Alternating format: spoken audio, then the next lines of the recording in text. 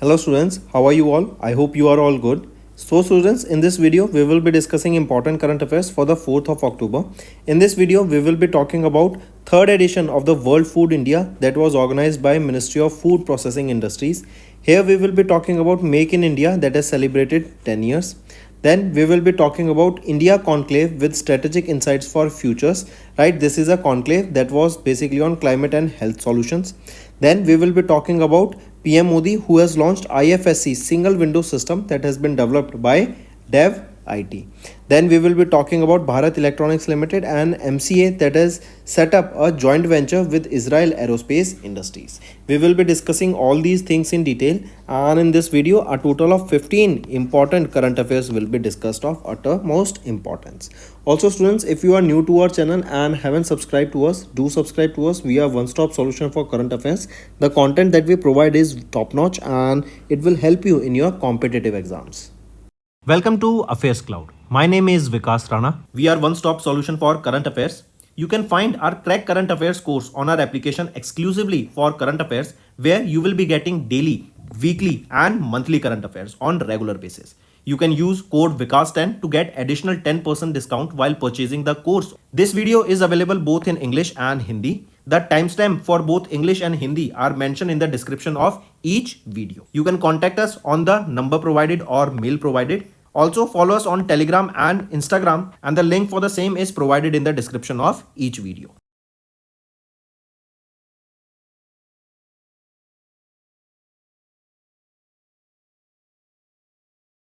Also students, we have started a new initiative that is of handwritten notes. It is helpful to understand the news daily, time saving and very useful for your revision. We aims to cover 15 questions via handwritten notes in upcoming bank exams. These handwritten notes are available on daily current affairs content PDF at our mobile application and website careerscloud.in. Only our Crack Current Affairs subscribers will be able to access these handwritten notes. A sample PDF of the handwritten notes will be available in the description. Then students, let's start with national affairs. We are talking about the third edition of the World Food India that was organized by Ministry of Food Processing Industries. This third edition of the World Food India, it was held from 19th to 22nd of September. Then you should know about the location. Where was this held? This was held at Bharat Mandapam. Where is Bharat Mandapam? Bharat Mandapam is located in New Delhi. Then there is a theme on which this World Food India was organized. That is the third edition of the World Food India was organized. The theme being processing for prosperity. Correct. Apart from this, remember this summit was organized by FASAI. This event, that is the World Food India, was organized by Ministry of Food Processing Industries. Correct. Then if we talk about one more thing, remember we are talking about the second edition of the Global Food Regulator Summit, and this Global Food Regulator Summit, the second edition of it was organized by FASAI, that is Food Safety and Standards Authority of India. It was held in New Delhi and it was from 20 to 21st of September that this was held. Correct. Coming back, remember if we talk about World Food India, as it is the third edition, if we talk about the first edition, it was organized in 2017 and it was held in Vigyan Bhavan in New Delhi. Then if we talk about further World Food India, remember the World Food India witnessed the participation from 90 countries and 26 Indian states and union territories. Over 1557 exhibitors from 20 countries, 809 buyers from 108 countries and 2390 foreign delegates attended this event. Apart from this, the event also spanned across a vast area of 70,000 square meters across 9 exhibition halls. And here it was Japan that has participated as a partner country. I repeat, which country was a partner country of this World Food India? It was Japan. Correct. There was main focus on food eradication, then minimum waste, maximum value, ensuring food safety for all from farm to fork. Next remember if we talk about Sarthi, right? Remember this Sarthi. What is this Sarthi? Sarthi is your solar assisted refrigeration transportation with hybrid control and intelligence. Correct, this is your Sarthi. Correct, and this Sarthi was recently, remember, launched by NIFTEMS. It is Sarthi. NIFTEMS is your National Institute of Food Technology, Entrepreneurship and Management. Where is this NIFTEMS? It is in Pundli, Haryana. Correct. This Sarthi is basically a system that is designed to store and transport fruits and vegetables at different temperatures safely. As you can see here, refrigeration basically to means to store the food at different temperatures, because there are certain foods who will, or the food or that particular fruits and vegetables will be degraded or will be decomposed if left at different temperatures. Correct. So to store them at a temperature that will be suitable for them in the long run, so that they can be maintained properly and can be transported to various locations. Also, this Sarthi will monitor the temperature, humidity, carbon dioxide, ethylene, that can be done remotely through a mobile app. And this system Sarthi will maintain temperature between 0 to 4 degrees Celsius and 8 to 12 degrees Celsius and so on. Then there is one more thing you need to remember, that is the second edition of the Global Food Regulator Summit that we saw, that was hosted by FSSAI. It was held in New Delhi and it was held alongside the World Food India 2024. What was the main aim of this Global Food Regulators Summit? This summit is basically to establish a global platform,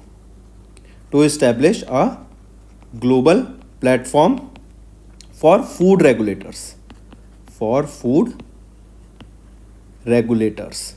right? And it is to basically exchange their ideas on food safety and regulatory framework throughout the food value chain. Next, then remember FSSAI, they have signed an MOU with Brazil's Ministry of Agriculture and Livestock in the area of food safety. Directly you can see from here. Next, remember, it is India and Bhutan. They have deepened cooperation on food safety and regulatory standards. So it is FSSAI of India and Bhutan Food and Drug Authority of Bhutan who signed this cooperation or agreement. Next is Make in India has celebrated 10 years. That is a decade of transformational growth. Correct, I repeat, Make in India. What is the anniversary? We can say it is the 10th anniversary of Make in India, and it has completed a decade also, we can say, because 10 years is equal to a decade. Correct. And this is basically to make sure that India is now becoming a global manufacturing hub. India has played a crucial role in boosting domestic manufacturing, fostering innovation, and in sectors such as defense, we can say, we used to rely heavily on the imports. Now we are making our own products, technologies, and even we are exporting our defense related equipments globally. Apart from this, we have shown us very high growth in IT sector also. We are also focusing on the medical sector, healthcare sector. Correct. And even now we are focusing on semiconductors, right? And we know that a semiconductor chip plant has already set up in Maharashtra, and 2 more plants that are in Tamil Nadu and Assam are in the pipeline. Gujarat and Assam, they are in the pipeline and they will be starting work very soon. Correct. So coming back, remember this, it was Prime Minister Narendra Modi who launched this Make in India initiative on 25th of September in 2014 at Vigyan Bhavan in New Delhi. Moving on, apart from this, if we look at some of the progress that has been made under Make in India initiative, if we talk about the FDI reforms, we have seen that FDI reforms have played a pivotal role in promoting India's industrial growth. Since 2014, India's FDI inflow has increased exponentially to 119% from $304 billion from the period 2004 to 2014, and it has increased to $667.4 billion from 2014 to 2024.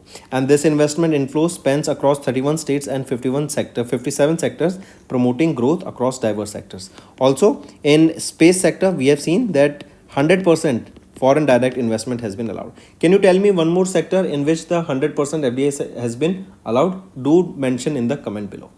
The next comes is your semiconductor ecosystem development. We just saw that India is heavily betting on manufacturing semiconductors, and Gujarat will come out to be known as the semiconductor manufacturing hub, right? So PM Modi, they have approved Semicon India program with an outlay of 76,000 crore rupees. The aim is to basically improve or boost the semiconductor manufacturing in India. Next is your NSWS, that is your National Single Window System. This was launched in 2021 and it is a single digital platform that has been used for various approvals and clearances. The platform has simplified the investor's experience by integrating clearances from 32 ministries, departments, and 29 states and union territories, facilitating the rapid approvals. Apart from this, if we talk about PM Gati Shakti, this is your PM Gati Shakti National Master Plan. This is a strategic initiative of the Government of India that was launched on 13th of October 2021, the aim of which is achieving Atmanirbhar Bharat and $5 trillion economy by 2025.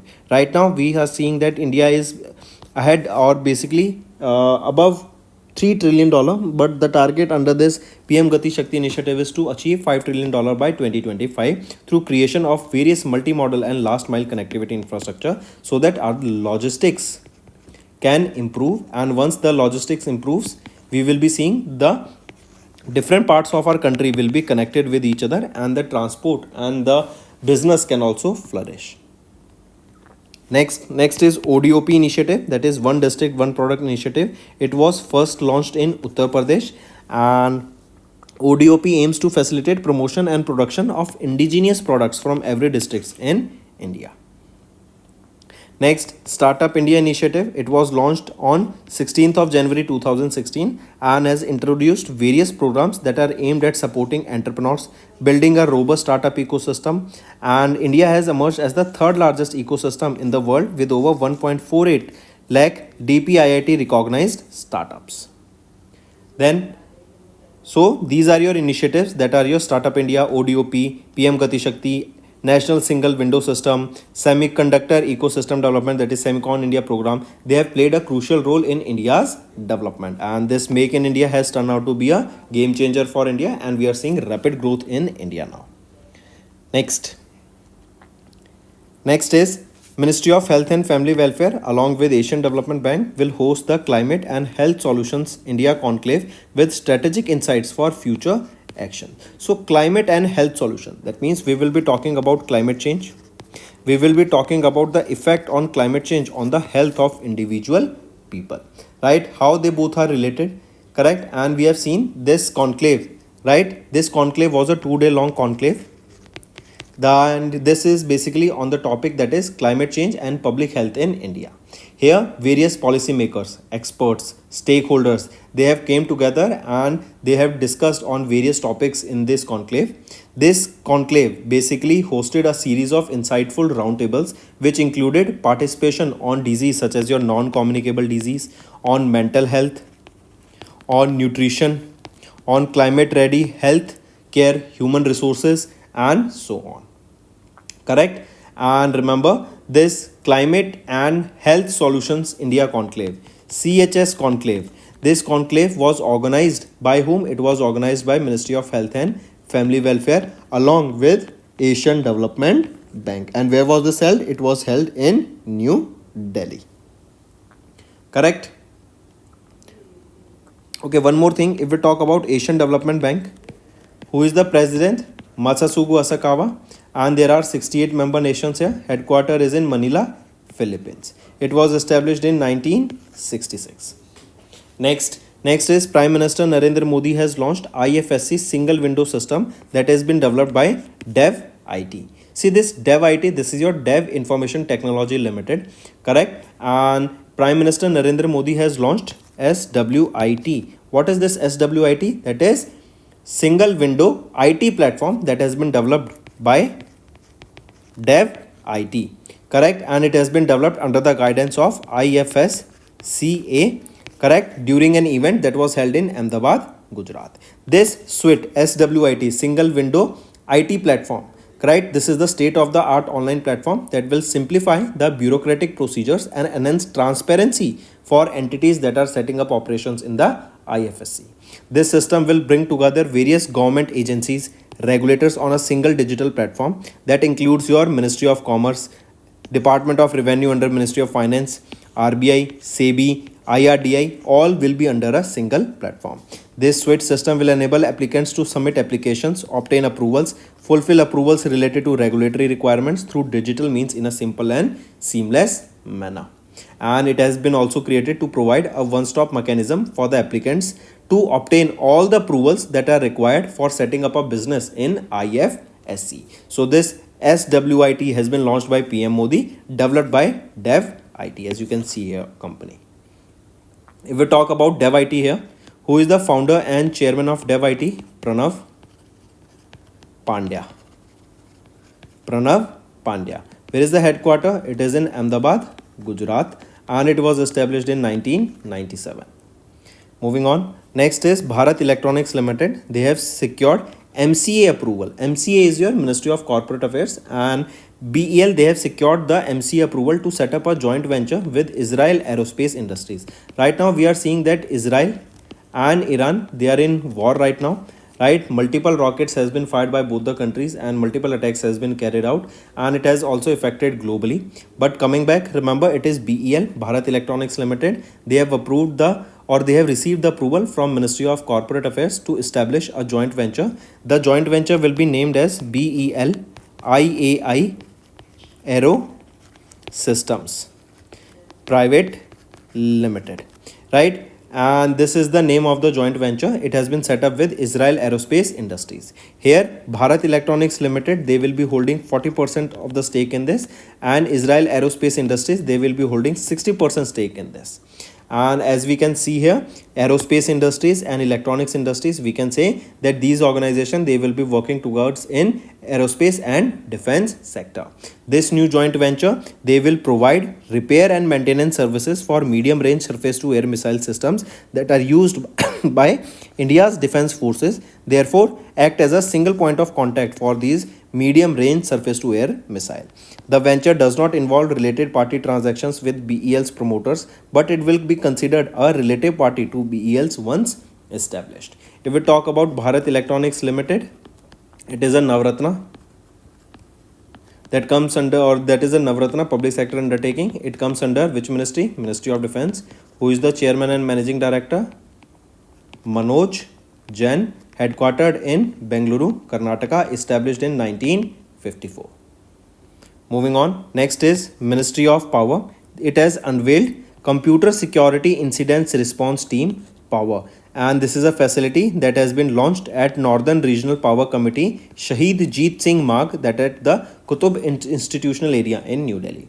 This CSIRT Power, this was developed basically why, as the name suggests, it has been developed against the cyber threats. We all know that in India, the cyber threats are increasing, cyber crime is increasing. So in order to make sure that we are safe from these cyber attacks, cyber threats, this CSIRT Power was initiated, and the creation of this CSIRT was initiated as a part of a 100-day initiative of the Ministry of Power in collaboration with Computer Emergency Response Team following the National Cyber Security Policy of 2013.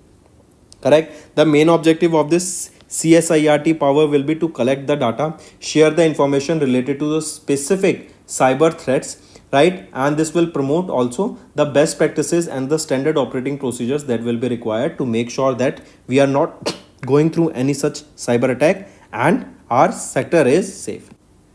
Moving on, next is international affairs. India and Nepal, they have signed 12 memorandum of understandings for high impact community development projects in Nepal. So 12 high impact community development projects will be developed. Where they will be developed? They will be developed in Nepal, and it is India that has signed this MOU with Nepal. These high impact community development projects, they include health, education, agriculture, clean drinking water, right, strengthening culture, and so on. Correct? And this project will be supported by the grants that will be given by various Nepalese rupees, that turns out to be around 47.4 crore rupees. Correct? Apart from this, these includes various school buildings, multi-purpose foundation building in Bhojpur, water supply projects, health post birthing center, operation theatre building for the Rapid Eye Hospital, and so on. Next is economy and business. Fossil fuel dominance in electricity generation to end by 2030 as per the data released by RBI. This is a very interesting news, friends. Why? Because we have seen that the world is now transitioning from fossil based fuels to renewable energy, to green energy. We are developing various ways such as your green hydrogen. We are talking about fuels that do not create pollution such as your electric vehicles. Then we are talking about green methanol, right? These are the fuels that do not create pollution or carbon dioxide on their burning, correct? So we are turning to this, and the same thing is seen here, that for generation of electricity we used to heavily depend on the fossil fuels, that is your coal. And it has said by RBI in a report that by 2030 the dominance of electric generation or electricity generation that was on the fossil fuels, that was mainly on the coal, will be reduced. Now we will be focusing more on solar panels, that is solar energy. We will be using various other fuels such as your green hydrogen. Electricity will be generated with various renewable sources of method, and this will basically decarbonize our atmosphere. Also, the target here is to triple the renewable energy capacity by 2030 and to meet the global net zero emissions target by the mid century. Apart from this, the global decarbonization or the fully decarbonized global energy system by 2030 is estimated to cost around $215 trillion. Right? So take a note of this.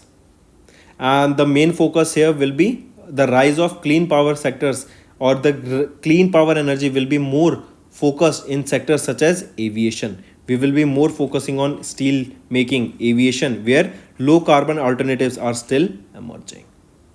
Next is awards and recognition. Alexander Dunn, as you can see him in the picture here, has been awarded with the 2024 Sastra Ramanujan Prize. This Sastra Ramanujan Prize is given in the field of mathematics, right, to a prominent mathematician, right? This award is given Ramanujan Prize. So here, as you can see him in the picture, Alexander Dunn, he is a mathematician from Georgia Institute of Technology in USA, and he has been honored with 2024 Sastra Ramanujan Prize. And this is basically, remember, this Sastra University, it is a private university that is in Thanjavur, Tamil Nadu, and he has been recognized for his significant work in the analytic number theory, correct? And for this he has been honored with this Sastra Ramanujan Prize. Take a note of this. Apart from this, if we talk about this prize, it was established in 2005 by Sastra University to honor young mathematicians who have made significant contributions to the areas influenced by the works of legendary Indian mathematician S. Ramanujan. The prize is awarded annually to mathematicians under the age of 32, and the recipient receives an award of $10,000. Moving on to science and technology, Tata Motors to build 150 WHAP armored vehicles for Morocco. So recently Morocco has given a contract to Tata Advanced Systems Limited for the development of 150 wheel armored platform compact vehicles, that is your WHAP compact vehicles, and this will be developed for the Moroccan, or we can say it will be developed for Morocco and their armed forces. The delivery will be completed in the next 3 years, and this contract marks the largest deal of the Indian made armored vehicle both domestically as well as internationally. Correct? Here remember this WHAP, that is your wheel armored platform compact vehicles. These are the vehicles that has been indigenously designed in collaboration with DRDO and Tata Motors. Correct?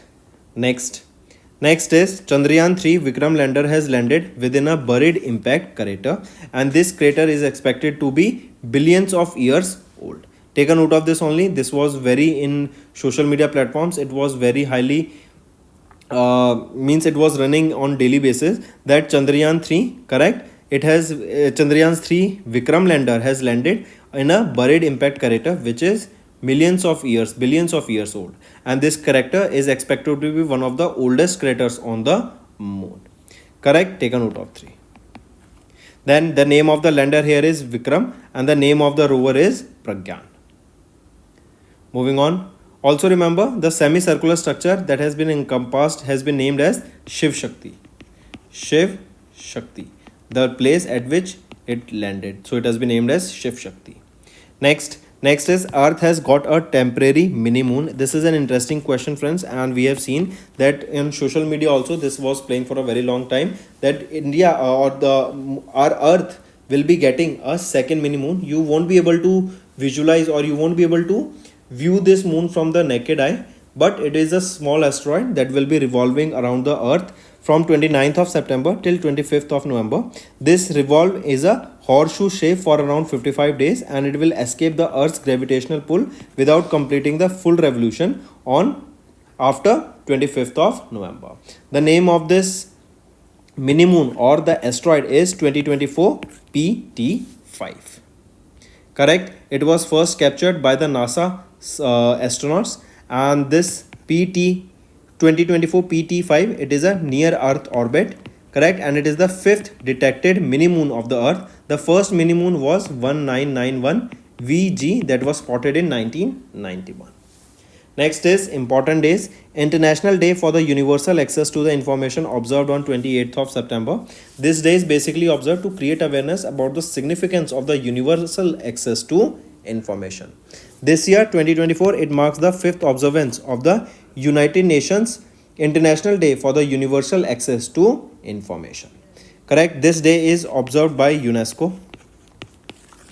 Correct? Take a note of this. Apart from this, for the first time, this day was observed in 2020 and this year in 2024, it is the fifth edition.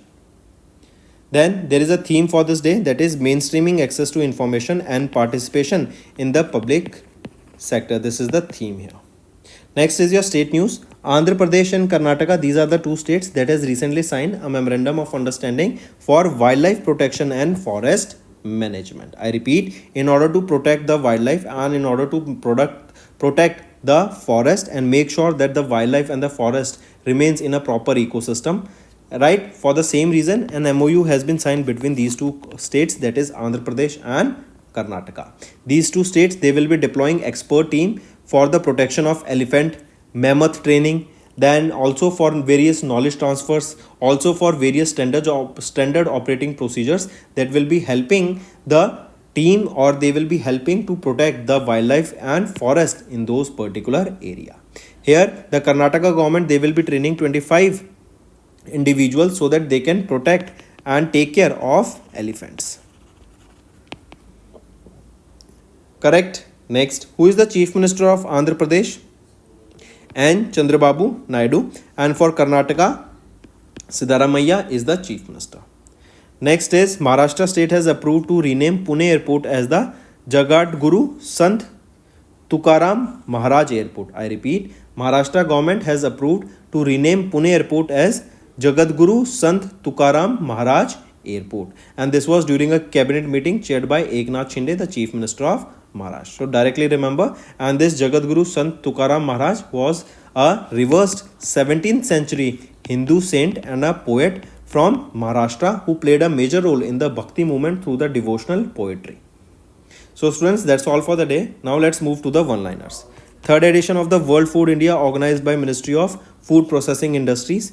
It was held at Bharat Mandapam in New Delhi. Then Make in India celebrated 10 years. Ministry of Health and Family Welfare and Asian Development Bank hosted the Climate and Health Solutions India Conclave. PM Modi launched IFSC single window systems developed by DevIT. Bharat Electronics Limited and MCA, or we can say Bharat Electronics Limited, they secured the MC approval to set up a joint venture with Israel Aerospace Industries. BEL will be having 40% stake and Israel Aerospace Industries will be having 60% stake. Then Ministry of Power unveiled CSIRT power facility to protect India's power sector against cyber threats. Then India and Nepal signed 12 MOUs for high impact community development projects in Nepal. Fossil fuels dominance in electricity generation to end by 2030 as per the data released by RBI. Then Alexander Doan awarded the 2024 Shastra Ramanujan Prize, that is given in the field of mathematics, to the young mathematicists below the age of 32. Tata Motors to build 150 WHAP armored vehicles for Morocco. Chandrayaan 3's Vikram lander has landed within a buried impact crater which is considered to be one of the oldest crater. Then Earth has get a recently temporary mini moon, that is asteroid 24 PT5, that will orbit the Earth for almost 2 months. Then International Day for the Universal Access to Information observed on 28th of September. Andhra Pradesh and Karnataka, they signed an MOU to basically for wildlife protection and forest management. Then Maharashtra state has approved to rename Pune airport as Jagat Guru Sant Tukaram Maharaj Airport. That's all for the day, students. Now let's move to some homework part. Ministry of Information and Broadcasting has recently organized Khel Utsav 2024 to commemorate whose birth anniversary. So it is of Dhyan Chand, correct? So Khel Utsav 2024 was recently organized by Ministry of Information and Broadcasting to commemorate the birth anniversary of Major Dhyan Chand. Correct. Also remember, this grand supporting event was organized that coincides with National Sports Day. Correct. And here the focus will be on competition that are 4 popular sports in India: cricket, hockey, badminton and table tennis. Next, which country has recently bowled out Mongolia for a mere 10 runs and chased down the target of ICC T20 World Cup 2026 qualifier? It is Singapore. Next, which of the following has recently become the first major Indian bank to join the partnership for carbon accounting financials? So which of the following has recently become the first major Indian bank to join PCAF, that is Partnership for Carbon Accounting Financials? It is Union Bank of India. This is an important question and do remember this. This PCAF, this is an organization basically that looks into the financials of the company, correct? And it looks up among the greenhouse gas emission reports of those organizations in which the multiple investors will be investing, right? And further, if the report is good, that means they are creating less pollution and hence the companies and the investors can invest more and provide more loans to that particular organizations. Next, who has been recently appointed as the Managing Director and Chief Executive Officer of IFFCO Tokyo General Insurance Company Limited? So, Subrata Mondal has been appointed as MD and CEO here. He will be replacing whom? H.O. Suri. Next, who has been recently appointed as the Finance Secretary of the Ministry of Finance? So, Tuhin Kanta Pandey. Tuhin Kanta Pandey has been appointed as the Finance Secretary of the Ministry of Finance. He will be succeeding whom? TV Somnathan. Correct. Apart from this, if we talk about Atul Kumar Chaudhary here, remember he became the new Secretary of TRAI, that is Telecom Regulatory Authority of India. Next, in September, India successfully launched Agni 4 missile from the integrated test range in Chandipur, Odisha. And Agni 4 belongs to which type of missile? So this Agni 4, remember, this is a intermediate range ballistic missile, IRBM, intermediate range ballistic missile. It was Agni 4, right? It was tested where? In ITR Chandipur, that is in Odisha, and this is the 4th missile of the Agni series. It is developed and designed by which organization? It is designed and developed by DRDO. It is a surface to surface missile, right? And it has a range of almost 4,000 kilometers, and it is also capable of carrying nuclear warheads. So students, now let's move to the homework part. You have to give me 3 current affairs related to sports, and in sports too, give me 3 current affairs related to F1 racing. Correct? So that's all for the day, students. Do hit the like button and do comment below and let us know what are your views for the same. Also students, share the link of this video with your friends and let them know about this interesting platform. Also, if you are new to our platform, do subscribe to us. We are one-stop solution for current affairs. So that's all for the day, students. Now let's move to the Hindi segment of this video. Hello बच्चों, कैसे हैं आप सब? I hope आप सब अच्छे होंगे। तो बच्चों, आज की वीडियो में 4 अक्टूबर के हम इंपॉर्टेंट करंट अफेयर्स डिस्कस करेंगे। काफ़ी इंटरेस्टिंग सेशन रहेगा। आज की वीडियो में 15 इंपॉर्टेंट करंट अफेयर्स रहने वाले हैं। एंड तक बने रहिएगा, काफ़ी कुछ सीखने को मिलेगा। इसी के अलावा स्टूडेंट्स, अगर आप नए जुड़े हमारे साथ और अभी तक सब्सक्राइब नहीं किया, जल्द से जल्द जाके सब्सक्राइब कर लीजिए। We are one stop solution for current affairs. आज की वीडियो में हम बात करेंगे 3rd edition of world food India की। यहीं पर हम बात करेंगे मेक इन इंडिया को 10 साल पूरे हो गए हैं, इसके अंडर कौन सी स्कीम से उन्होंने क्या ट्रांसफॉर्मेशन लाया, उसके बारे में हम देखेंगे। Then ministry of health and family welfare and Asian development bank के द्वारा अभी एक climate and health solution India conclave को होस्ट करा गया। कहाँ पे करा गया, क्यों करा गया, क्या रीज़न था, उसके बारे में देखेंगे।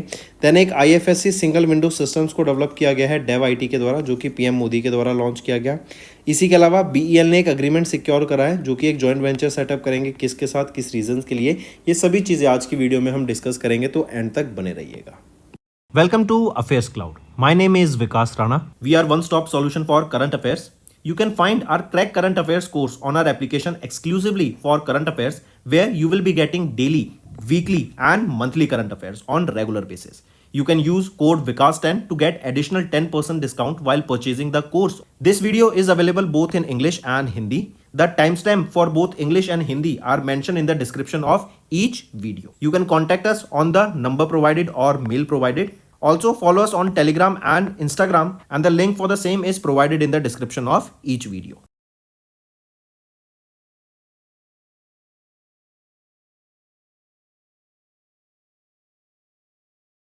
Also students, we have started a new initiative that is of handwritten notes. It is helpful to understand the news daily, time saving and very useful for your revision. We aims to cover 15 questions via handwritten notes in upcoming bank exams.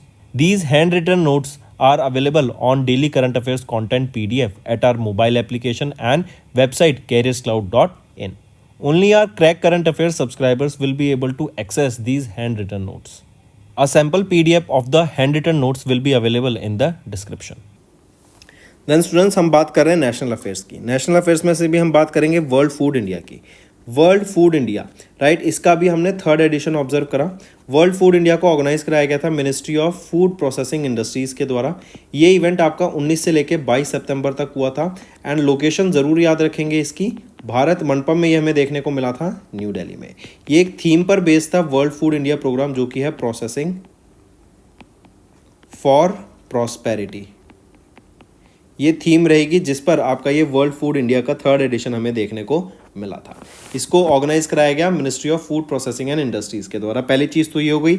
एक और चीज़ याद रखेंगे यहीं पर, global food regulators summit का second edition अभी हमने देखने को मिला, जो कि ऑर्गेनाइज कराया गया था फसाई के द्वारा.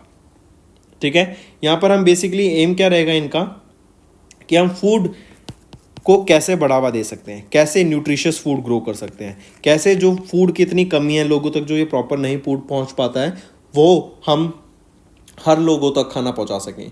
इवन इसी के अलावा जो इन्फ्लेशन होती है फूड की में, राइट, फूड इन्फ्लेशन हम देखते हैं अगर इंडिया में क्लाइमेट चेंज हो जाता है, क्लाइमेट या फिर बहुत ज़्यादा बारिश हो जाए या बहुत कम बारिश हो जाए, तो जो वेजिटेबल्स हैं, फ्रूट्स हैं, उनके प्राइजेज में बहुत ज़्यादा चेंज आ जाता है. तो उसको हम कैसे रोक सकते हैं, क्या उसका इम्पैक्ट रह सकता है, उसके बारे में यहाँ पे हम बात करेंगे. यहीं पे एक चीज़ याद रखेंगे, वर्ल्ड फूड इंडिया ये इनिशियली कब लॉन्च किया गया था. वर्ल्ड फूड इंडिया को लॉन्च किया गया था, जैसे अभी हमने देखा था, इसका ये थर्ड एडिशन था, राइट. तो वर्ल्ड फूड इंडिया को कब लॉन्च किया गया था, पहली बार इसका जो पहला एडिशन था वो था आपका 2021 में इसका पहला एडिशन देखने को मिला था. यहीं पे अगर हम 2024 के एडिशन, जो कि थर्ड एडिशन रहेगा वर्ल्ड फूड इंडिया का, इसकी बात करें तो 90 कंट्री से भी ज़्यादा लोगों का पार्टिसिपेशन देखने को मिला. 1557 एग्जीबिटर्स देखने को मिले, 809 बायर्स देखने को मिले from 108 countries and 22,390 foreign delegates यहाँ पर हमें देखने को मिले. ठीक है, 70,000 स्क्वायर मीटर एरिया में इसको ऑर्गेनाइज कराया गया था. एंड यहाँ पे एक ऑब्जर्वर कंट्री याद रखेंगे, या फिर हम बोले पार्टनर कंट्री थी, वो थी जापान. पार्टनर कंट्री कौन सी रहेगी, जापान. ठीक है, चलिए एक और चीज़ यहाँ पे जो फोकस था ना, कि हम कैसे प्लांट बेस्ड प्रोटीन को बढ़ावा दे सकें, कैसे वेस्ट को हम कम कर सकें एंड मैक्सिमम वैल्यू उसमें से निकाल सकें. इवन सस्टेनेबल पैकेजिंग इन फूड इंडस्ट्रीज में यहाँ पे बढ़ावा देने की बात की गई. इसी के अलावा हम बात करेंगे सराथी इनिशिएटिव. ये सराथी क्या है, solar assisted refrigeration transportation with hybrid control and intelligence. Basically क्या है कि आपके फ्रूट्स या वेजिटेबल्स को एक जगह से दूसरी जगह ले जाना पड़ता है, तो कई बार ये जो डिस्टेंस होता है ना बहुत ज़्यादा हो जाता है. एंड इस टाइम के पीरियड में जो आपकी फ्रूट्स एंड वेजिटेबल्स है ना, वो ख़राब हो सकती हैं, वो सड़ सकते हैं. तो उनको एक प्रॉपर टेम्परेचर पर मेंटेन करना पड़ता है, उनको एक टेम्परेचर पर रखना पड़ता है. जैसे आप अपने फ्रूट्स या वेजिटेबल्स को फ्रिज में रखते हैं, बाहर नहीं रखते कि वो ख़राब ना हो जाए, ऐसे ही जब उनको हम एक्सपोर्ट करते हैं ना, तो उनको एक प्रॉपर टेम्परेचर पे रखना पड़ता है, जो कि 4 डिग्री सेल्सियस तक या 8 से 12 डिग्री सेल्सियस तक अलग अलग वेजिटेबल, अलग अलग फ्रूट्स का अलग अलग टेम्परेचर है, उसके हिसाब से इनको रखा जाता है ताकि वो खराब ना हो सके, राइट. एंड ये आपका refrigeration transportation with hybrid control and intelligence system रहेगा. सोलर असिस्टेड रहेगा, मतलब सोलर एनर्जी से इसको पावर किया जाएगा. एंड यहाँ पे proper temperature, humidity, carbon dioxide, ethylene को मेंटेन किया जाएगा. इथाइलिन एक सब्सटेंस होता है जो कि आपकी राइपनिंग के लिए काम आता है. फ्रूट्स या वेजिटेबल्स को पकाने के लिए जो गैस होती है ना, इथाइलिन गैस होती है, वो याद रखेंगे. नेक्स्ट नेक्स्ट हम बात करें ग्लोबल फूड रेगुलेटर समिट, जिसका सेकेंड एडिशन होस्ट किया गया फसाई के द्वारा।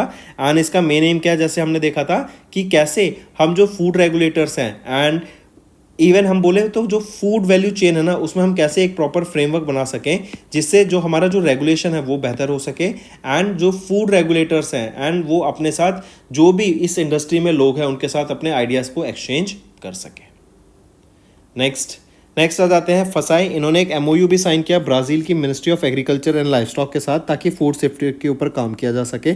इंडिया से फसाई एंड ब्राज़ील से ministry of agriculture and livestock of Brazil के द्वारा ये एमओयू साइन किया गया। इसी के अलावा इंडिया से फसाई एंड भूटान से आपका Bhutan food and drug authority BFDA, इनके द्वारा भी एक कॉपरेशन साइन हुआ था कि food security and regulatory standards को बढ़ावा दिया जा सके। नेक्स्ट आ जाते हैं, नेक्स्ट है make in India. Make in India initiative क्या था कि बेसिकली हम प्रोडक्ट्स को अपने इंडिया में ही बनाएं, बाहर से प्रोडक्ट्स हम इंपोर्ट ना करें, बल्कि हम उन प्रोडक्ट्स को इतने सक्षम हो जाए हम खुद कि हम उन प्रोडक्ट्स को बाहर भेज सकें, एक्सपोर्ट कर सकें। तो हम कह सकते हैं कि मैन्युफैक्चरिंग स्ट्रॉन्ग करने के लिए इंडिया में, राइट, एक्सपोर्ट पे फोकस करने के लिए, इंपोर्ट पे डिपेंडेंस खत्म करने के लिए एंड एक्सपोर्ट पे फोकस करने के लिए, मैन्युफैक्चरिंग को बढ़ाने के लिए मेक इन इंडिया इनिशिएटिव लाया गया था कि हम क्यों ना प्रोडक्ट्स को जो हम बाहर बनाते हैं उनको हम इंडिया में ही बनाएं। तो मेक इन इंडिया ने अभी 10 साल सेलिब्रेट करे हैं, राइट, एंड 10 साल मतलब एक डेकेड। तो इसके अंदर हम देखेंगे इंडिया का जो ट्रांसफॉर्मेशन रहा है उसके ऊपर यहाँ पे हम देखते हैं।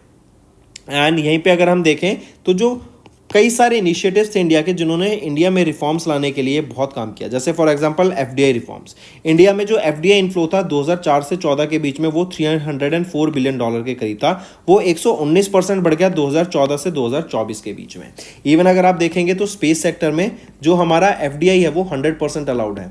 अगर हम बात करें डिफेंस सेक्टर में तो आप देखेंगे जो मैन्युफैक्चरिंग हम पहले मतलब जो प्रोडक्ट्स या टेक्नोलॉजीज हम बाहर की कंट्री से इंपोर्ट करते थे, अब हम उन्हें रोक दिया है। अब तो हम मैन्युफैक्चर करके बल्कि खुद हम बाहर प्रोडक्ट्स को एक्सपोर्ट कर रहे हैं। इवन अगर हम आज की वीडियो में देखेंगे टाटा अभी एक टैंक्स बनाएंगे, राइट, वो टैंक्स आप अपना वो या फिर हम बोले armoured vehicle, not tanks, armoured vehicles बनाएंगे एंड मोरक्को को हम यहाँ पे डिलीवर करेंगे। तो मतलब हम इतने सक्षम हो गए हैं कि अब प्रोडक्ट्स को हम इंडिया में बना के बाहर के देशों में एक्सपोर्ट कर सकते हैं। इवन एप्पल आप जानते हैं, एप्पल की भी फैक्ट्री में आग लग गई थी टाटा की फैक्ट्री में, बट आप देखिए एप्पल जैसी कंपनी जो इतना बड़ा ब्रांड है वो हमारी कंट्री में आता है और हम उनके लिए प्रोडक्ट्स को बनाते हैं जो कि पहले चाइना पे बनते थे।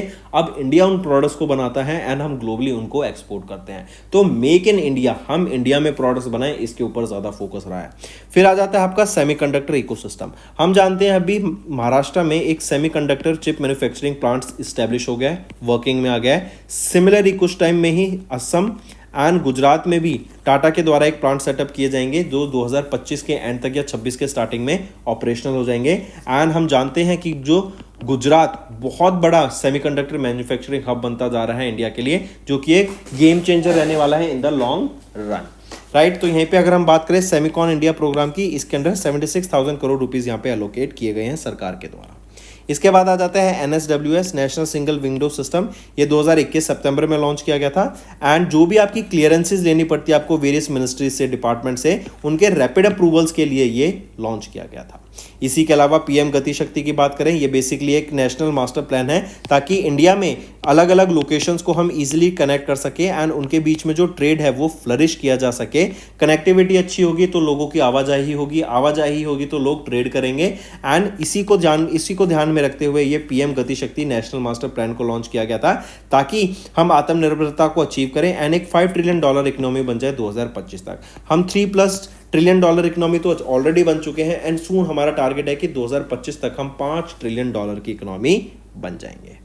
नेक्स्ट आ जाते हैं फिर ODOP इनिशिएटिव। ये है one district one product initiative. ये यूपी के द्वारा इनिशिएट किया गया था एंड हर एक डिस्ट्रिक्ट का एक प्रोडक्ट को फेमस किया जाएगा जिसकी मार्केटिंग की जाएगी, जिसको ग्लोबली बेचा जाएगा।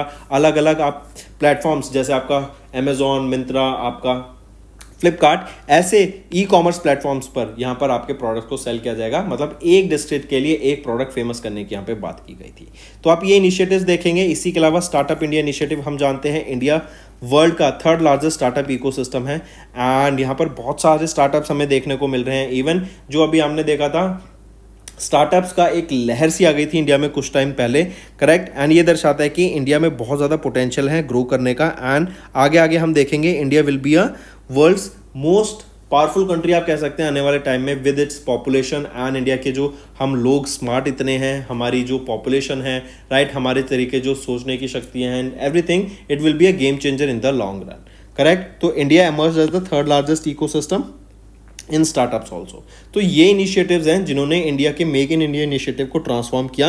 एंड इंडिया की जो जर्नी रही है एंड जो ग्रोथ हम देखने को मिल रही है आज के टाइम पे, उसमें बहुत सहयोग किया है। चलिए नेक्स्ट पे आ जाते हैं। नेक्स्ट है ministry of health and family welfare and Asian development bank. इन्होंने होस्ट किया climate and health solution India conclave को। बेसिकली आप देखेंगे क्लाइमेट एंड हेल्थ, मतलब क्लाइमेट चेंज तो हमें पता ही हो रहा है, उस क्लाइमेट चेंज की वजह से हमारी हेल्थ के ऊपर क्या इफेक्ट पड़ रहा है उसके ऊपर एक कॉन्क्लेव देखने को मिली थी हमें, राइट। एंड ये ministry of health and family welfare के द्वारा along with Asian development bank के द्वारा मिलकर इसको ऑर्गेनाइज कराया गया था। इसी में हम बात करेंगे कि कैसे आने वाले टाइम में जो क्लाइमेट चेंज का इफेक्ट है वो हमारी हेल्थ पे देखने को मिल सकता है, क्या क्या हमें फ्यूचर रेडी होना चाहिए, कौन कौन सी नॉन कम्युनिकेबल डिजीज या फिर communicable disease, right, non communicable disease या कौन सी कम्युनिकेबल ऐसी डिजीज हैं जो कि हमारे हेल्थ को इफेक्ट कर सकती है। यहाँ पे हमने मेंटल हेल्थ के ऊपर बात करी, यहीं पर हमने न्यूट्रिशन के ऊपर बात करी, यहीं पे हमने बात करी कि कैसे हम क्लाइमेट रेजिलियंट डिजीज को रोक सकते हैं, कैसे हम यहाँ पे अपने हेल्थ इंफ्रास्ट्रक्चर को और बेटर कर सकते हैं कि वो बेटर रिस्पॉन्सिव हो सके। जैसे फॉर एग्जांपल कोविड-19 के टाइम पे हमने रियलाइज किया पूरी दुनिया ने कि जो हमारा हेल्थ इंफ्रास्ट्रक्चर है वो बहुत पुअर है एंड उसमें ट्रांसफॉर्मेशन लाने की जरूरत है, तो कैसे हम उसको और बेटर कर सकते हैं। तो इन सब चीजों के ऊपर यहाँ पे बात की गई जिसमें हम क्लाइमेट एंड हेल्थ को कोलैबोरेट करके आगे बढ़े। एंड ये जो आपका इवेंट था 2 दिन का ये इवेंट था, मार्क करके चलेंगे। एशियन डेवलपमेंट बैंक की बात करूं तो प्रेसिडेंट कौन रहेंगे, मत्सुगु असाकावा, राइट। एंड हेडक्वार्टर कहां पर है, मनीला फिलीपींस में। 68 मेंबर नेशंस रहेंगे एशियन डेवलपमेंट बैंक के। नेक्स्ट पर आ जाते हैं। नेक्स्ट है पीएम मोदी ने लॉन्च किया आईएफएससी सिंगल विंडो सिस्टम को, जो कि डेव आईटी के द्वारा डेवलप किया गया है। इन्होंने SWIT लॉन्च किया है। ये SWIT क्या है, सिंगल विंडो आईटी प्लेटफॉर्म। ये बेसिकली आपका क्या काम रहेगा कि जो IFSCA, राइट, इनके द्वारा यहाँ पे अहमदाबाद गुजरात में, करेक्ट, इनकी गाइडेंस के अंदर ही ये सिंगल विंडो आईटी सिस्टम को लॉन्च किया गया है। एंड IFSC में जिनको भी अगर कोई भी बिजनेस करना है, राइट, कोई भी अप्रूवल चाहिए, कोई भी गाइडलाइंस चाहिए, या फिर कोई भी ट्रांसपेरेंसी मेंटेन करना है, या फिर किसी भी कंपनी को अपना ऑपरेशन स्टार्ट करना है वहाँ पर, तो कोई अप्रूवल चाहिए, करेक्ट, अपनी एप्लीकेशन को सबमिट करना है, या फिर कोई भी रेगुलेटरी रिक्वायरमेंट्स हैं, राइट, उनको ईजिली सिक्योर करने के लिए ये स्विफ्ट प्लेटफॉर्म को यहाँ पे लॉन्च किया गया कि ईजिली कंपनीज अपने ऑपरेशन को इस्टेब्लिश कर सके। IFSC में, IFSC का है गांधीनगर गुजरात में, ठीक है। एंड अगर डेव आईटी की बात करें जिन्होंने इस स्विफ्ट SWIT प्लेटफॉर्म को बनाया, तो यहाँ पे फाउंडर एंड चेयरमैन कौन रहेंगे, वो है प्रणव पांड्या, हेडक्वार्टर अहमदाबाद गुजरात में। एंड 1997 में इसको इस्टेब्लिश करा गया। नेक्स्ट आ जाते हैं फिर BEL भारत इलेक्ट्रॉनिक्स लिमिटेड। इन्होंने सिक्योर किया मिनिस्ट्री ऑफ कॉर्पोरेट अफेयर्स का अप्रूवल ताकि एक जॉइंट वेंचर सेटअप किया जा सके इजराइल एरोस्पेस इंडस्ट्रीज के साथ। BEL इनके पास रहेगा 40% stake and Israel aerospace industries के पास रहेगा 60% स्टेक। एंड जैसा नाम आप देख रहे हैं, ये दोनों कंपनीज मिलकर जो भी आपकी medium range surface to air missiles रहेंगी, इनका जो भी क्लीनिंग ऑपरेशंस, राइट, इनकी मेंटेनेंस, इनकी सर्विस करना, तो जो भी ये medium range surface to air missiles रहेंगी, इनकी मेंटेनेंस के लिए जो भी काम होगा वो इस जॉइंट वेंचर के द्वारा करा जाएगा। ये जॉइंट वेंचर रहेगा आपका 40% BEL के पास एंड 60% आपका IAI जो कि है Israel aerospace industries limited. Even अगर आप जानते हैं इजराइल एंड ईरान के बीच में तो अभी वॉर भी चल रही है, करेक्ट, काफ़ी ज़्यादा बड़े स्केल पर ये वॉर चल रही है एंड कहा जा रहा है कि it can be a start of a world war 3। तो कमिंग बैक BEL की बात करें भारत इलेक्ट्रॉनिक्स लिमिटेड की, यहाँ पे ये याद रखेंगे पहली चीज़ तो ये नवरत्न है एक तो, पब्लिक सेक्टर अंडरटेकिंग जो आती है मिनिस्ट्री ऑफ डिफेंस के under. Chairman and managing director कौन रहेंगे, मनोज जैन। हेडक्वार्टर कहाँ पे रहेगा, बेंगलुरु कर्नाटका में। 1954 में इसको इस्टेब्लिश करा गया था। नेक्स्ट पे आ जाते हैं मिनिस्ट्री ऑफ पावर, करेक्ट, कौन है हमारे, मनोहर लाल खट्टर जी। इनके द्वारा CSIRT पावर फैसिलिटी को अभी लॉन्च किया गया। ये बेसिकली एक फैसिलिटी है जो प्रोटेक्ट करती है इंडिया के पावर सेक्टर को against any cyber threat. Correct, मतलब वो साइबर थ्रेट कैसे हो सकता है पावर सेक्टर में कि उन्होंने वहां के कंप्यूटर्स को हैक कर लिया एंड सडनली वहां पे सभी की पावर को स्टॉप कर दिया। आप देख रहे हैं कि काफी टाइम तक कहीं पे पावर ही नहीं आ रही है। करेक्ट, या फिर ऐसा हो सकता है कहीं पे बहुत ज़्यादा सडन पावर के इंक्रीज कर दिया जिससे वहाँ के जो कंडक्टर्स हैं, सेमी कंडक्टर्स हैं, जो आपके फ्यूजेज हैं, वो सारे शॉर्ट सर्किट हो गए, सारे अप्लाइंसेज वहाँ पे खराब हो गए। Correct, right. या फिर हम देख सकते हैं जहाँ से पावर जनरेट हो रही है तो इंडिया का वहाँ का डाटा चुराया जा सकता है कि कहाँ से कितनी पावर आ रही है, कितनी पावर किस कंट्री को मिल रही है, इंडिया से कितना पावर एक्सपोर्ट हो रहा है, कितना इंपोर्ट हो रहा है, कितनी स्टेट को क्या मिल रही है। तो ये सारे साइबर थ्रेट से डाटा चुराया जा सकता है, इनसे बहुत बड़ा गेम भी खेला जा सकता है। करेक्ट, तो साइबर थ्रेट्स को रोकने के लिए इन द पावर सेक्टर यहाँ पे मिनिस्ट्री ऑफ पावर के द्वारा ये CSIRT पावर फैसिलिटी को लॉन्च किया गया ताकि इंडिया के पावर सेक्टर को जो भी साइबर अटैक्स हैं उनसे रोका जा सके। करेक्ट, नेक्स्ट आ जाते हैं फिर international affairs. India and Nepal के द्वारा भी 12 MOU साइन किए गए high impact community development project के लिए इन नेपाल। ये जो high and community development projects रहेंगे, high impact community development projects, ये आपके हेल्थ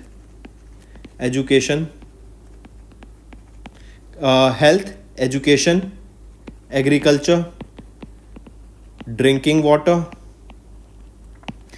कल्चर, इनके ऊपर रहने वाले हैं। हम यहाँ पर देखेंगे इंडिया 47.4 करोड़ रुपीस यहाँ पे प्रोवाइड करेगी ताकि इन high impact community development projects के ऊपर काम किया जा सके।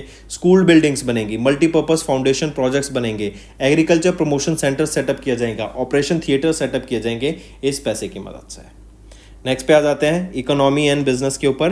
तो फॉसिल फ्यूल की जो डोमिनेंस है इलेक्ट्रिक जनरेशन में वो खत्म हो जाएगी by 2030 as per the data release by RBI।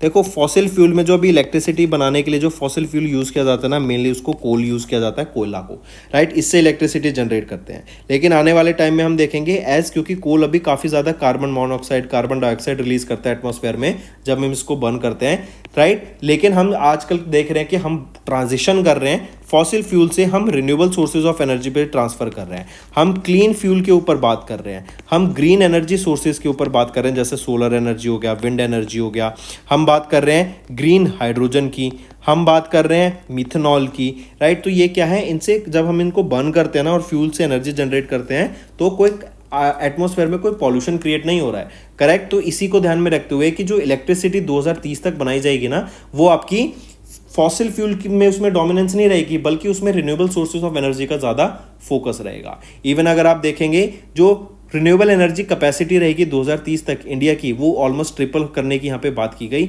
And even 2050 तक एस्टिमेट लगाया जा रहा है कि अगर ग्लोबली हमें फुल्ली डीकार्बनाइज्ड इकोनॉमी सेटअप करनी है तो $215 ट्रिलियन का यहाँ पे खर्चा देखने को मिलेगा। नेक्स्ट आ जाते हैं अवार्ड्स एंड रिकग्निशन पर। हम बात करेंगे शस्त्रा रामानुजन प्राइज की। यह रामानुजन प्राइज इंडिविजुअल्स को दिया जाता है जो कि मैथमेटिशियंस होते हैं, काफ़ी फेमस मैथमेटिशियंस, उनके मैथ्स में जो कंट्रीब्यूशन रहता है उनके लिए इनको सम्मानित किया जाता है। एंड ये शस्त्रा रामानुजन प्राइज यंग मैथमेटिशियंस को दिया जाता है जो कि 32 साल से कम एज के होते हैं।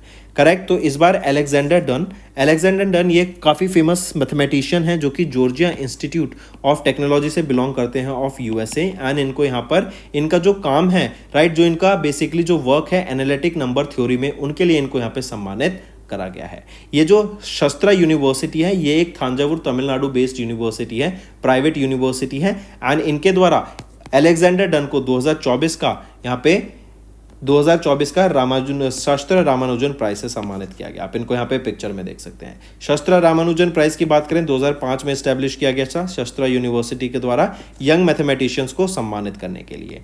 And below the age of 32 की एज के यहाँ पे मैथमेटिशियंस को सम्मानित किया जाता है। And the recipient receives a cash award of $10,000। Next आ जाते हैं साइंस एंड टेक्नोलॉजी के ऊपर।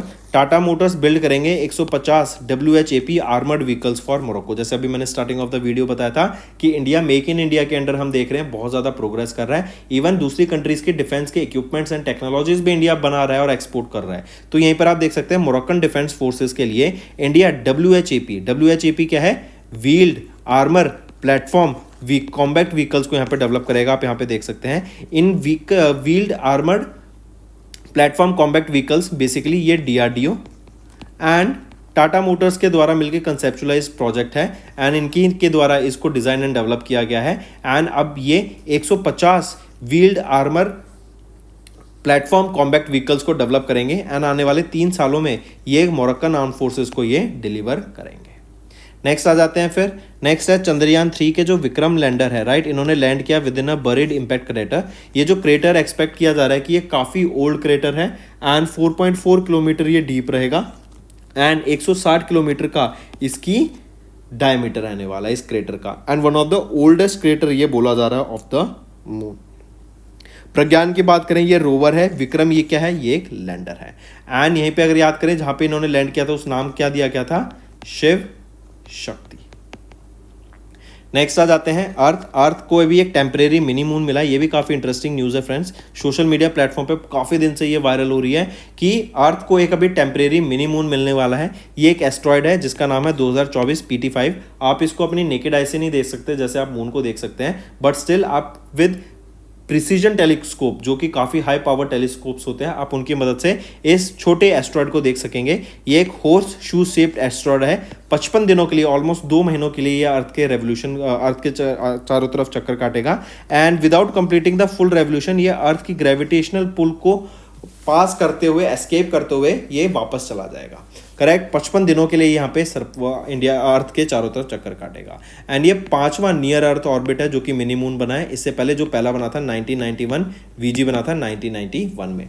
नासा के एटलस के द्वारा इसको डिस्कवर किया गया था। नेक्स्ट आ जाते हैं इंपॉर्टेंट डेज के ऊपर। International day for the universal access to information, 28 सितंबर को डे ऑब्जर्व किया जाता है ताकि जो इन्फॉर्मेशन का यूनिवर्सल एक्सेस है, इंटरनेट की मदद से हमने देखा कि अब इन्फॉर्मेशन हमारे फिंगर टिप्स पर है। आपको जिस चीज़ के बारे में इन्फॉर्मेशन चाहिए आपको ऑनलाइन मिल जाती है, राइट। तो इसके बारे में अवेयरनेस क्रिएट कराने के लिए ये डे ऑब्जर्व किया जाता है एंड ये यूनेस्को के द्वारा बेसिकली ऑब्जर्व किया जाता है एंड इस बार 2024 में हमने इसका 5th एडिशन ऑब्जर्व किया। तो कायदे से देखें तो पहली बार इसको 2020 में ऑब्जर्व किया गया था। नेक्स्ट आ जाते हैं फिर, एक थीम याद रखेंगे इसकी, mainstreaming access to information and participation in the public sector. ये यहाँ पे थीम रहेगी इस डे की।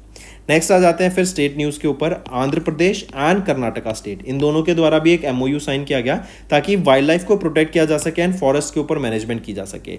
एलिफेंट्स के ऊपर उनको ट्रेन करने के लिए, एलिफेंट्स की केयर करने के लिए यहाँ पे कई सारे केयर टेकर्स को ट्रेन किया जाएगा ताकि वो इन एलिफेंट्स की हेल्प की जा सके, राइट, इनके इकोसिस्टम को प्रोटेक्ट किया जा सके। वहाँ पे जो फॉरेस्ट है जहाँ पर ये रहते हैं उनको प्रोटेक्ट किया जा सके, राइट। इन एलिफेंट्स को, इन मैमथ्स को यहाँ पर प्रॉपर न्यूट्रिशन एंड फूड मिलता रहे, इनकी केयर की जाए। ये यहाँ पे 25 कुछ ऐसे लोगों को ट्रेन किया जाएगा। तो इन शॉर्ट टर्म अगर हम बोलें तो आंध्र प्रदेश एंड कर्नाटका के द्वारा एक MOU साइन किया गया ताकि वाइल्ड लाइफ को प्रोटेक्ट किया जा सके एंड वहाँ पे जो आसपास फॉरेस्ट है उसका इकोसिस्टम मेंटेन किया जा सके। आंध्र प्रदेश की बात करें तो chief minister N Chandrababu Naidu रहेंगे एंड कर्नाटका के चीफ मिनिस्टर सिद्धारमैया रहेंगे। नेक्स्ट आ जाते हैं फिर महाराष्ट्र स्टेट, इन्होंने अप्रूव किया to rename Pune airport as Jagat Guru Sant Tukaram Maharaj airport. ये जो जगत गुरु संत तुकाराम महाराज थे ये बेसिकली 17th सेंचुरी के काफ़ी famous Hindu saint and poet थे महाराष्ट्र से, जिन्होंने काफ़ी इंपॉर्टेंट रोल प्ले करा था भक्ति मूवमेंट में एंड इन्हीं के नाम पर यहाँ पे पुणे इंटरनेशनल एयरपोर्ट की रीनेमिंग की गई है। तो दोस्तों ये थे हमारे आज के इंपॉर्टेंट करंट अफेयर्स। अब आ जाते हैं वन लाइनर्स पर। 3rd edition of world food India हमने देखा, ऑर्गेनाइज कराया गया ministry of food processing industries के द्वारा भारत मंडपम में न्यू दिल्ली में। मेक इन इंडिया को 10 साल पूरे हो गए। Ministry of health and family welfare and Asian development bank ने होस्ट किया climate and health solutions India conclave को। PM मोदी ने लॉन्च किया IFSC सिंगल विंडो सिस्टम जो कि डेवलप किया गया है डेवाइटी के द्वारा। Bharat electronics limited and ministry of corporate affairs ने अप्रूवल दिया, या फिर मिनिस्ट्री ऑफ कॉर्पोरेट अफेयर्स ने अप्रूवल दिया भारत इलेक्ट्रॉनिक्स लिमिटेड को ताकि एक जॉइंट वेंचर सेटअप कर सके इजराइल एरोस्पेस इंडस्ट्रीज के साथ। इनके पास 60% का स्टेक रहेगा, भारत इलेक्ट्रॉनिक्स लिमिटेड के पास 40% स्टेक रहेगा। नेक्स्ट आ जाते हैं, मिनिस्ट्री ऑफ पावर ने अनवेल किया CSIRT पावर फैसिलिटी को ताकि इंडिया का जो पावर सेक्टर है उसको प्रोटेक्ट किया जा सके against cyber threats. India and Nepal ने 12 MOU साइन किए for high impact community development projects Nepal में। फॉसिल फ्यूल की जो डोमिनेंस है इलेक्ट्रिसिटी को बनाने के लिए वो खत्म हो जाएगी बाय 2030, ऐसा RBI की रिपोर्ट का कहना है। देन अलेक्जेंडर डन, इनको 2024 के शस्त्र रामानुजन प्राइज से सम्मानित किया गया। शस्त्र रामानुजन प्राइज 32 साल से नीचे के जो मैथमेटिशियंस हैं उनको ऑनर करने के लिए दिया जाता है। देन टाटा मोटर्स बिल्ड करेगा 150 व्हील्ड आर्मर्ड प्लेटफॉर्म व्हीकल्स को, right, for Moroccan arm forces. Then Chandrayaan 3 के विक्रम लैंडर ने लैंड किया with in a buried impact crater, जो कि one of the oldest crater माना जा रहा है मून का। अर्थ अब को अभी एक टेम्परेरी मिनी मून बना है जो कि है एस्ट्रॉइड 24PT5 एंड ये 2 महीने के लिए अर्थ के चक्कर के लगाएगा, बट एक भी पूरा रेवोल्यूशन नहीं कर पाएगा। Then international day for the universal access to information 28 सितंबर। आंध्र प्रदेश एंड कर्नाटका ने एक MOU साइन किया for wildlife protection and forest management. And Maharashtra state ने अप्रूवल दिया to rename Pune international airport as Jagat Guru Sant Tukaram Maharaj airport. तो दोस्तों ये थे हमारे आज के इंपॉर्टेंट करंट अफेयर्स। सेशन पसंद आया तो वीडियो को लाइक जरूर कीजिएगा। अब आ जाते हैं क्विक रिवीजन पार्ट पर। Next, who among the following is not featured on the Time 100 most influential people in artificial intelligence list. अगर इसमें से देखें, अक्षित बंसल यहाँ पे फीचर नहीं किए गए थे, बल्कि अगर हम देखें सुंदर पिचाई, अनिल कपूर, अश्विनी वैष्णव, सत्य नाडेला, ये सब यहाँ पे लिस्ट किए गए थे on the Time 100 most influential people in artificial intelligence 2024 की लिस्ट में। Next, who was the first Indian to be elected as the president of OCA Olympic council of Asia के जो पहले इंडियन बने टू बी प्रेसिडेंट बनने के लिए, वो है राजा रणधीर सिंह। मार्क करके चलेंगे, ये एक्टिंग प्रेसिडेंट के तौर पे काम कर रहे थे ऑफ OCA सिंस 2021 एंड अब इनको परमानेंट प्रेसिडेंट बना दिया गया है और ये पहले इंडियन बने हैं टू बी द प्रेसिडेंट। ये शूटर रह चुके हैं, राइट, इनका स्पोर्ट्स शूटर था। इनको अर्जुन अवार्ड से सम्मानित किया गया था 1979 में। नेक्स्ट, किस मिनिस्ट्री ने रिसेंटली या which ministry has recently set to sell 6.78% stake in general insurance corporation of India through offer for sale by raising 4,700 crore rupees. Through 6.78% raise किया जाएगा यहाँ पे 4,700 करोड़ रुपीस की लागत में। एंड इसमें से हम देखेंगे 3.39% का जो स्टेक होगा ना, वो तो सेल किया जाएगा थ्रू इक्विटी और बाकी 3.39% एज अ सेल किया जाएगा as a green shoe option. तो कौन सी मिनिस्ट्री रहेगी? Ministry of finance. नेक्स्ट आ जाते हैं, when is united nation international day for of clean air for blue skies observed across the globe to raise awareness about the importance of clean air for a sustainable future. तो 7 सितंबर को हम observe करते हैं ये UN international day of clean air for blue skies को, right. And याद रखेंगे इसकी एक थीम है invest in #clean air now. पहली बार इस डे को ऑब्जर्व किया गया था 2020 में, तो हम कह सकते हैं इसका 5th एडिशन हमने अभी ऑब्जर्व किया है। Next, ministry of information and broadcasting ने रिसेंटली ऑर्गेनाइज कराया खेल उत्सव 2024 को to commemorate the birth anniversary of major Dhyan Chand. यहाँ पर 4 मेजर स्पोर्ट्स के ऊपर यहाँ पे आप इवेंट भी देखने को मिलेंगे, जैसे cricket, hockey, badminton and table tennis. Next, किस कंट्री ने recently bowled out Mongolia for mere 10 runs and chase down the target in ICC T20 world cup 2026 के क्वालिफायर्स में? वो है सिंगापुर। डायरेक्ट है, मार्क करेंगे। नेक्स्ट आ जाते हैं, which of the following has recently became the first major Indian bank जिन्होंने partnership for carbon accounting financials को ज्वाइन किया। तो ये पहला मेजर इंडियन बैंक बन गया। पहले देख लेते हैं, ये है यूनियन बैंक ऑफ इंडिया। ये PCAF क्या है बेसिकली? देखो, हम जानते हैं इन्वेस्टर्स जो होते हैं ना, वो काफ़ी सारी कंपनीज में इन्वेस्ट करते हैं, वो लोन्स भी प्रोवाइड कराते हैं। तो अब जो वो कंपनी है जिनमें ये इन्वेस्टर्स लोन एंड इन्वेस्ट कर रहे हैं, इक्विटी बाय कर रहे हैं, तो वो कंपनी अपनी ग्रीन हाउस गैस की जो एमिशंस हैं, वो कितनी उनकी एमिशंस हैं, इसके ऊपर डाटा कलेक्ट करती है ये ऑर्गेनाइजेशन एंड मेक श्योर करती है कि ये जो डाटा है करेक्ट इन इन्वेस्टर्स तक पहुंच सके। अगर वो ग्रीन हाउस गैस एमिशंस उनका ज़्यादा है तो कहीं ना कहीं इन्वेस्टर्स भी लोन देने से हिचकेंगे उनको आने वाले टाइम में, क्योंकि अब हम देख रहे हैं इन जो हमारी इकोनॉमी है वो सस्टेनेबल इकोनॉमी की तरफ ट्रांजिशन कर रही है, करेक्ट। एंड अगर उनका green house gas emission data अगर हम देखें तो बहुत अच्छा है, वो कम एमिशंस रिलीज कर रहे हैं, तो वहीं पर हम देखेंगे कि ज़्यादा इन्वेस्टर्स उस कंपनी में इन्वेस्ट करेंगे। तो ये यूनियन बैंक ऑफ इंडिया है जिन्होंने PCAF को भी ज्वाइन किया। Next, who has been recently appointed as the managing director and chief executive officer of IFFCO Tokyo general insurance company limited? तो सुब्राता मॉन्डल, राइट। ये भी नए MD एंड CEO बन गए हैं एंड ये किनको सक्सीड करेंगे? HO सूरी को ये सक्सीड करेंगे। Next, who has been appointed as the finance secretary of the ministry of finance? ये है तुहीन कांता पांडे, करेक्ट। ये नए फाइनेंस सेक्रेटरी बन गए हैं मिनिस्ट्री ऑफ फाइनेंस के, ये सक्सीड करेंगे TV सोमनाथन को। नेक्स्ट, इन सितंबर इंडिया ने सक्सेसफुली लॉन्च किया अग्नि 4 मिसाइल को from integrated test range in Chandipur, Odisha. देखो, सबसे पहले तो याद रखो, और एक क्वेश्चन पूछा जाए कि विच टाइप ऑफ मिसाइल है ये अग्नि 4, तो अग्नि 4 ये आपकी याद रखेंगे एक इंटरमीडिएट रेंज ब्लास्टिक मिसाइल है। इसकी रेंज 4000 किलोमीटर तक की इसकी रेंज रहेगी। ये सरफेस 2 सरफेस मिसाइल रहेगी एंड अग्नि 4, राइट। तो ये 4th मिसाइल है ऑफ द अग्नि सीरीज। इसको डीआरडीओ के द्वारा डिजाइन एंड डेवलप किया गया था एंड इन्हीं के द्वारा भी टेस्ट किया गया आईटीआर चांदीपुर ओडिशा में। चलिए नेक्स्ट, किस शिप बिल्डिंग कंपनी ने अभी लॉन्च किए anti submarine warfare shallow watercraft named the INS Malpe and INS Mulki. तो ऐसे 8 लॉन्च किए जाने हैं जिसमें से 4th एंड 5th लॉन्च किया गया है। 4th है आईएनएस मॉलपे एंड 5th रहेगा आईएनएस मुल्की। ये क्या है? Anti submarine warfare shallow watercraft. पूछा जा रहा है किस शिप बिल्डिंग कंपनी के द्वारा इनको लॉन्च किया गया, तो यह है कोचिन शिपयार्ड लिमिटेड के द्वारा। नेक्स्ट, किसने रिसेंटली अभी मेन सिंगल टाइटल जीता यूएस ओपन का? तो मेंस कैटेगरी में होता है, वीमेंस कैटेगरी में होता है। मेंस कैटेगरी वाला जीता गया किनके द्वारा? जेनिक सिनर के द्वारा। ये इटली से बिलोंग करते हैं एंड ये मेंस कैटेगरी में वर्ल्ड नंबर 1 प्लेयर है। यहीं पे वीमेंस कैटेगरी की बात करें तो आरिना सेबलेंका, ये बिलोंग करती हैं बेलारूस से। इन्होंने वीमेंस कैटेगरी में जीता एंड ये वीमेंस कैटेगरी में वर्ल्ड नंबर 1 प्लेयर है। नेक्स्ट, तो राइट ऑप्शन यहां पे आ जाता है, मेंस का पूछा गया है तो मेंस का राइट ऑप्शन है जेनिक सिनर। नेक्स्ट, सीसीआई ने अप्रूव किया national investment and infrastructure fund का proposal to acquire additional stake किस कंपनी में? एथर कंपनी में।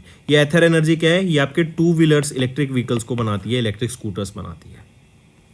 नेक्स्ट, किस ट्राइब को अभी रिसेंटली हैबिटेट राइट्स मिले ताकि वो अपने एरिया में जहां पर वो रहते हैं, जिस फॉरेस्ट में रहते हैं, उनको प्रोटेक्ट कर सकते हैं, प्रिजर्व कर सकें। करेक्ट, क्योंकि वो उनकी एक सेक्रेट साइट है, रिलीजियस ग्राउंड्स है, वहां पे स्पिरिचुअल इंपॉर्टेंस देखने को मिलती है विद इन देयर हैबिटेट। तो किस ट्राइब को ये अभी राइट मिला? तो ये है साउरू ट्राइब, राइट। ये कहां पर है? ओडिशा में है एंड ओडिशा की ये 5th ट्राइब है जिनको ये अभी हैबिटेट राइट्स मिले to protect and preserve their natural entities. Next, who has been recently shortlisted for British academy book prize for global cultural understanding 2024। तो किनको अभी शॉर्टलिस्ट किया गया इसके लिए? वो है अमिताभ घोष। एंड किस बुक के लिए इनको शॉर्टलिस्ट किया गया? स्मोक एंड एशेस के लिए। Correct, take a note of this. And ये जो बुक है ना, स्मोक एंड एशेस, ये बेसिकली जो ओपियम ट्रेड था 18th सेंचुरी में और जो अब तक चला आ रहा है उसके जो इम्पैक्ट्स हुए हैं उसके बारे में दर्शाती है। नेक्स्ट आ जाते हैं 3 करंट अफेयर्स आपको बताने हैं related to sports and sports में भी F1 रेसिंग से रिलेटेड। तो दोस्तों ये था हमारा सेशन। वीडियो को लाइक ज़रूर करना एंड कमेंट करके ज़रूर बताना आपके क्या व्यूज़ रहेंगे। ऑल्सो स्टूडेंट्स, अगर आप नए जुड़े हैं हमारे साथ और अभी तक सब्सक्राइब नहीं किया है तो जल्द से जल्द जाके सब्सक्राइब कर लीजिए। We are one stop solution for current affairs.